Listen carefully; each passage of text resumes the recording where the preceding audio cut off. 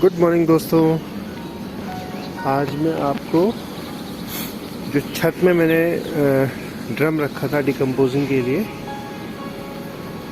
उसका वीडियो बना के आपको दिखाना चाहता हूँ कि किस तरह से मैं अपने जो डेली यूज़ में आने वाले सब्जियों के छिलके, पत्ते, जो भी वेस्टेज होता है, ऑर्गेनिक वेस्ट जो होता है, पके हुए खाने को छोड़कर जितना भी रॉ मटेरियल है, पत्ते, वेस्ट, सब्जियों के छिलके, बाकी और सारी चीज़ें, प्याज के छिलके, उन सबको मैं इस बिन में डालते रहता हूँ और उससे लिक्विड फर्टिलाइज़र भी निकालता हूँ जो ये है। और ड्राई फॉर्म में 5 से 6 महीने के बाद मेरे लिए बहुत अच्छी खाद बन जाती है। लास्ट टाइम मैंने आपको दिखाया भी था फिल्टर करके, वो तो मैंने आपका एक ज़मीन में गड्ढा बनाया था, उसमें तैयार किया था, वो जो दिख रहा है। अभी उसमें दूसरा लॉट डल गया है, उसमें करीब 5-6 महीने लगेगा बनने में। फ़िलहाल अभी मैं इसको भर रहा हूँ, ये भर जाएगा तो दोनों के दोनों लगभग तैयार हो जाएंगे गर्मियों तक। गर्मियों में फिर आम वगैरह होता है तो उनके लिए मुझे चाहिए होगा, तो उसके लिए मैं अभी तैयारी करनी शुरू कर दूँगा इसके लिए।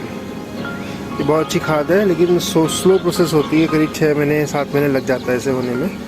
लेकिन जो इसकी क्वांटिटी है बहुत कम क्वांटिटी में यूज़ होती है, बहुत पावरफुल खाद होती है। तो ये खाद मान के चले आप, गोबर की खाद और वर्मी कंपोस्ट से कहीं ज़्यादा पावरफुल होती है। ये मैं प्रैक्टिकल कर चुका हूँ सारी चीज़ों को। गोबर की खाद भी इस्तेमाल करके देखिए, वर्मी कंपोस्ट भी इस्तेमाल करिए, लेकिन जो पत्तों की खाद होती है उसमें न्यूट्रिशियस वैल्यू सबसे ज़्यादा होती है। तो आप भी करना चाहो तो अपने घर पे कर सकते हो। इतने बड़े ड्रम में ना करना चाहो तो छोटे ड्रम में, जैसे ये छोटा ड्रम है 80-90 लीटर का, इसमें भी आप टैप लगा सकते हो। जैसे मैंने टैप लगाया है, इसका इस्तेमाल आप भी कर सकते हो। मैंने 200 लीटर का ड्रम है, इसमें टैप लगाया हुआ नीचे। तो इसमें जो भी पत्ते या फिर जो भी हम डालता हूँ, किचन का वेस्ट, खेत का वेस्ट, पत्ते, घास, प्याज की छिलके, सब कुछ इसमें डिकम्पोज होता जाता है। तो इसमें ड्राई मटेरियल इसमें रहता है, बाकी लिक्विड फॉर्म में यहाँ से निकलता रहता है 10-12 दिन के अंदर। उसको मैं यहाँ कलेक्ट कर लेता हूँ। इसमें 20 लीटर का डब्बा है मेरे पास, उस पर उसके बाद इसे मैं पानी में डाइल्यूट करता हूँ। जैसे 20 लीटर का है तो इसमें करीब 50 लीटर या 100 लीटर के करीब पानी में थोड़ा थोड़ा मिला करके खेत में डालते रहूँगा, या फिर पौधों में डालते रहो आप। तो ये काफ़ी अच्छी खाद है जो हर कोई बना सकता है। मैंने घर की छत पे रखा हुआ है सारा, क्योंकि बड़ा ड्रम है। तो ये कोल्ड प्रोसेस है। 5-6 महीने के बाद इस डस्टबिन के अंदर जो मटेरियल मैंने डाला है वो अच्छी कंपोस्ट बन जाएगी, ब्लैक कलर की हो जाएगी, खेत के लिए बहुत अच्छी होती है। तो ये सब कुछ आप भी कर सकते हो। इसमें पौधों के लिए जितने ज़रूरी विटामिन वगैरह हैं सब मिलते हैं इसमें। बहुत अच्छी खाद होती है। थोड़ा स्मेल आती है, लेकिन अब हैबिचुअल हो गया तो मुझे कोई फ़र्क नहीं पड़ता इन सब चीज़ों से। जो शुरू में करेगा उसको स्मेल आ सकती है, हो सकता है वो उसको प्रॉब्लम हो, लेकिन धीरे धीरे हैबिचुअल होने में फिर ये इतना दिक्कत नहीं करेगा। इसको स्टोर करके रखते रहता हूँ, ये बनता रहता है।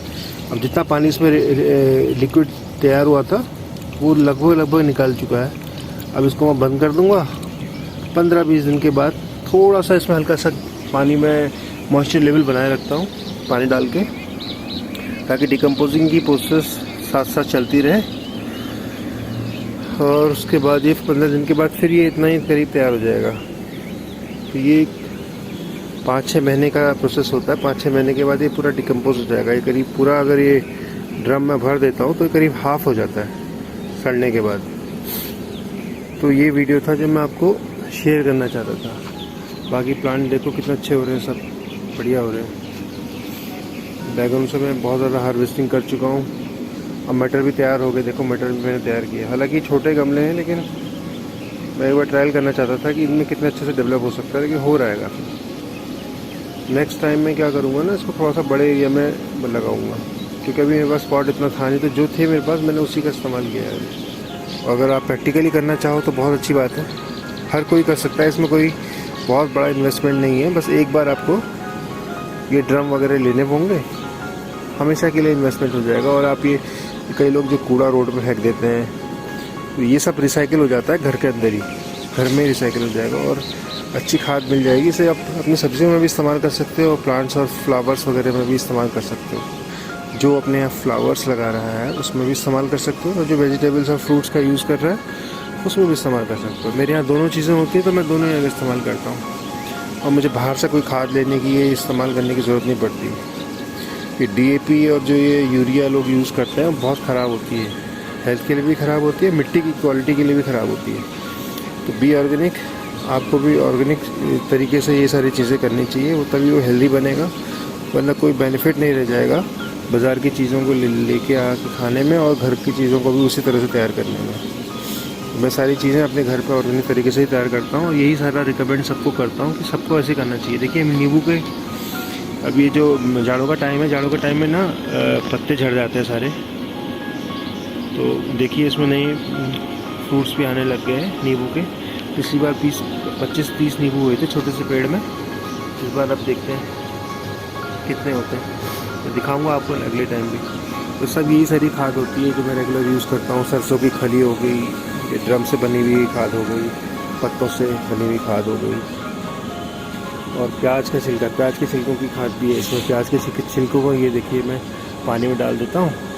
तो आज इसका भी प्रोसेसिंग टाइम था। इसमें मैं क्या करता हूँ कि जब ये पूरा तैयार हो जाता है तो इसको मैंने एक डब्बा बनाया हुआ है बड़ा, उस पर मैं भर देता हूँ। नीचे से मैंने छेद किए हुए हैं, तो जो भी फ़िल्टर होगा, फ़िल्टर होकर इस डब्बे में तैयार हो जाएगा रेड वाटर फॉर्म में। दिखाता हूँ आपको मैं, ये देखिए ये इस तरह से तैयार होता है। शाम तक ये पूरा फ़िल्टर हो जाएगा, तो ऊपर जो बचेगा खाली पत्ते, सॉलिड चीज़ बचेगी, जिसको मैं फिर से इस डब्बा इसमें डाल दूँगा, या फिर नीचे जो गड्ढा बनाया हुआ है उसमें डाल दूँगा, और जो लिक्विड फॉर्म है उसको मैं पानी में डाइल्यूट करके पौधों में डाल दूँगा। और एक चीज़ और बताना चाहूँगा आपको, ये जो लिक्विड खाद है ड्रम से निकाली हुई लिक्विड फॉर्म में, इसकी कोई एक्सपायरी टाइम नहीं होता है। ये खाद जितनी ज़्यादा पुरानी होगी लिक्विड फॉर्म में, आप इसे स्टोर करके भी रख सकते हो। टाइम के साथ ये थोड़ा सा इसका कलर ब्लैक हो जाता है, लेकिन ये प्लास्टिक के उसमें आपको स्टोर करके रखनी होगी, प्लास्टिक के बकेट में या प्लास्टिक के ड्रम में।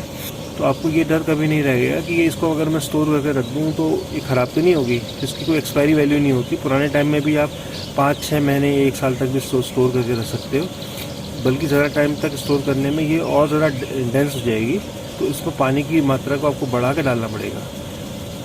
अगर मेरे द्वारा बताई हुई ये इन्फॉर्मेशन आपको अच्छी लगती है, इन्फॉर्मेटिव लगती है, तो आप इसे शेयर और सब्सक्राइब ज़रूर करें मेरे चैनल को।